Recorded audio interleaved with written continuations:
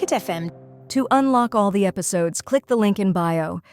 Deep underground, the Circle of Thorns discovered Rhys was remembering.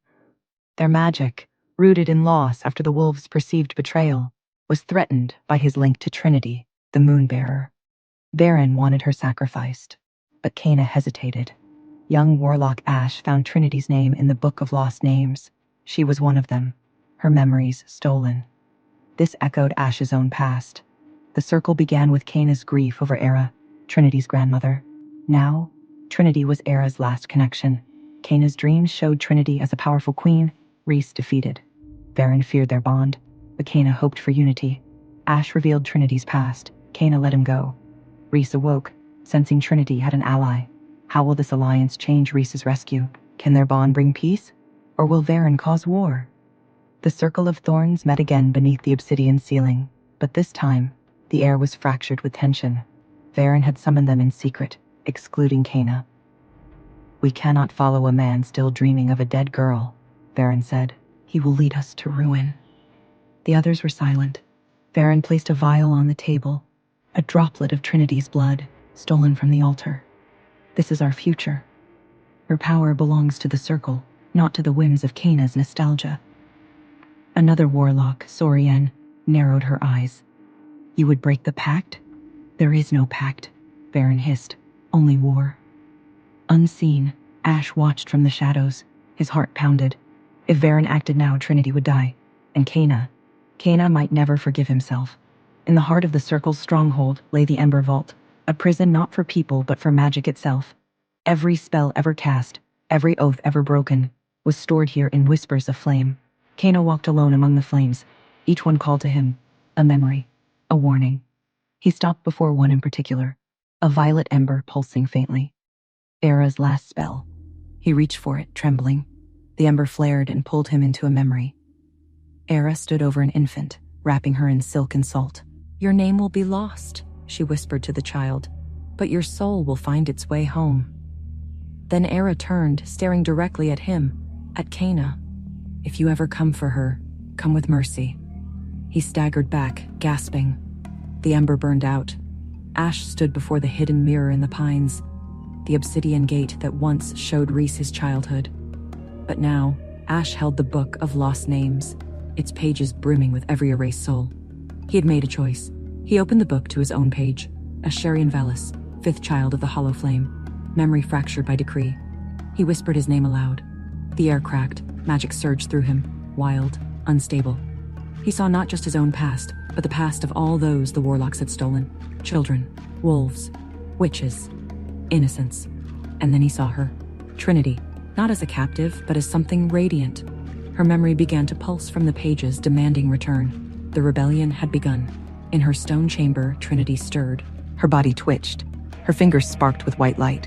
The sigils meant to bind her were flickering. She dreamed, no, remembered. She was 5 years old in the forest, running from something. A man with sad eyes lifted her in his arms. "You must forget," he whispered, "or they'll take everything." Another flash, her mother's voice trembling with fear. "Don't let them have her." And then a warlock's voice. "She's not a girl. She's a map." Trinity gasped awake. Her breath fogged the room. She didn't know everything, but she knew her name. Trinity Erelus. She knew she had been taken, and she knew she wasn't alone anymore. The Circle stood before Trinity's chamber.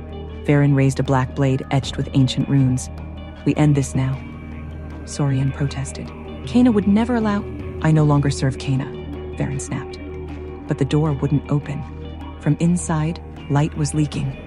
Not warlock light, but something older, wilder. The stone cracked. The runes dissolved, and then Trinity's voice rang out. "I remember." She stepped forward, eyes white gold, hair lifted by magic. "You took everything from me," she said softly, "but I am not yours."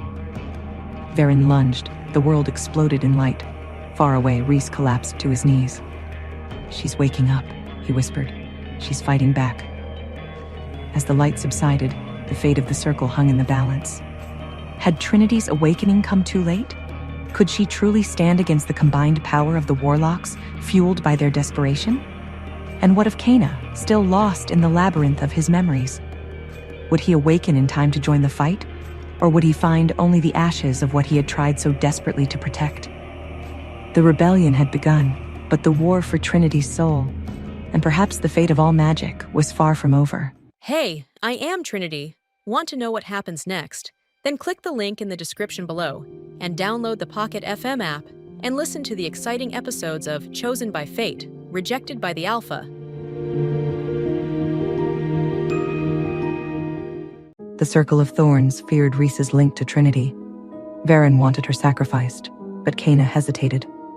Ash found Trinity's stolen past, like his own. The Circle's grief was for Era, Trinity's grandmother. Kena dreamed of Trinity's power, Rhys defeated. Ash revealed Trinity's past. Kena let him go. Rhys awoke, sensing help. Varen secretly plotted war, using Trinity's blood. Ash witnessed this. In the Ember Vault, Kena saw Era's plea, mercy for Trinity. Ash reclaimed his past and saw Trinity's radiant stolen memories. Rebellion began. Trinity's prison glowed as she remembered her stolen identity. "I remember," she declared. As Varen attacked, light exploded. Rhys felt it. She's fighting back. Trinity faced the warlocks. Would Kena awaken in time? The war for her soul had begun. In the smoking silence that followed Kena's return, Trinity did not falter. His presence should have shaken her, but her voice held steady as she said, "You knew, all along." Kena looked older now, not in body, but in soul. "I did, but I was told the cost was too great."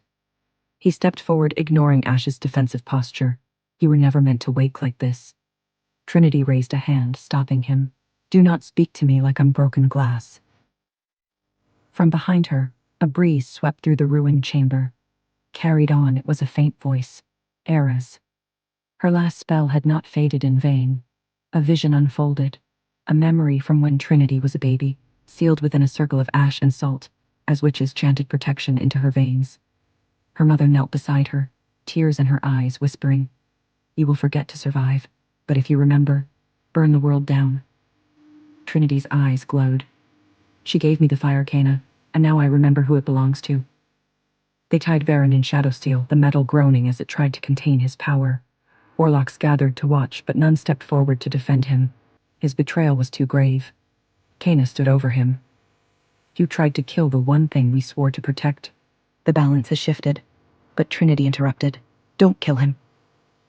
Gasps rippled through the circle. "I want him to live," she said, "to feel every moment as this empire falls. Strip him of rank.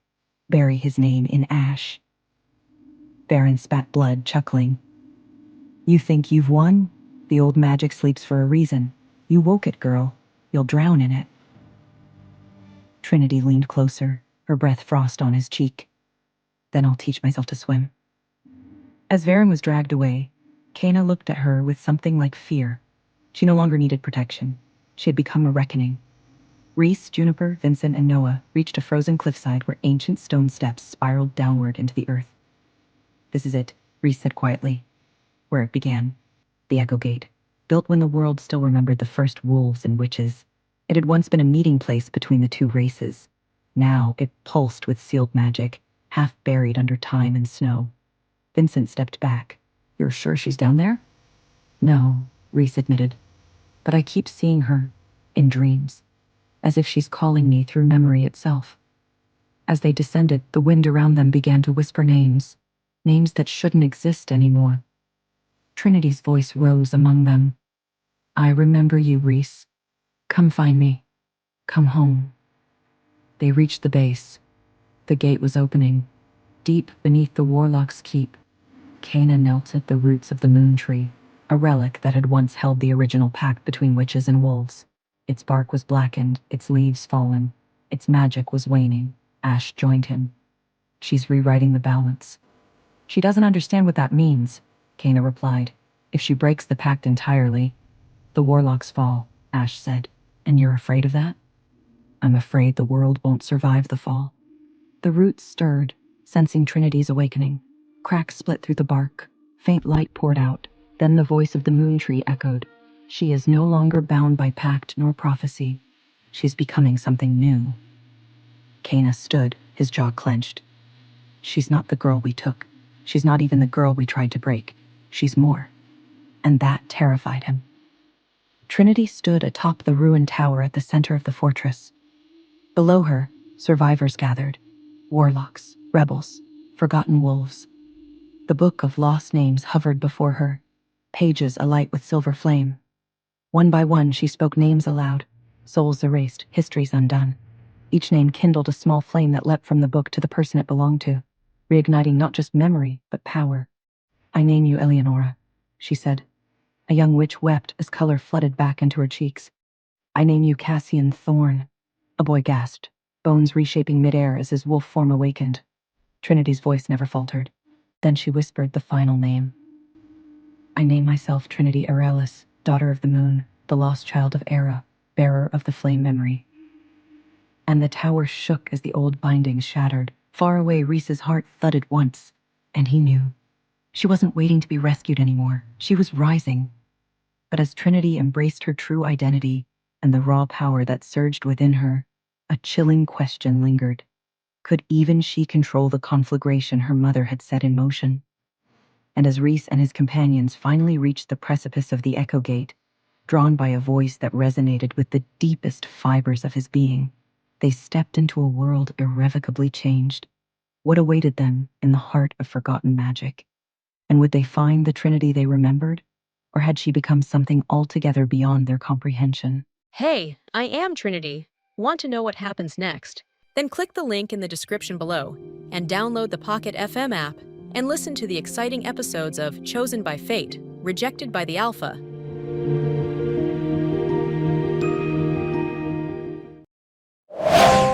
Pocket FM. To unlock all the episodes, click the link in bio.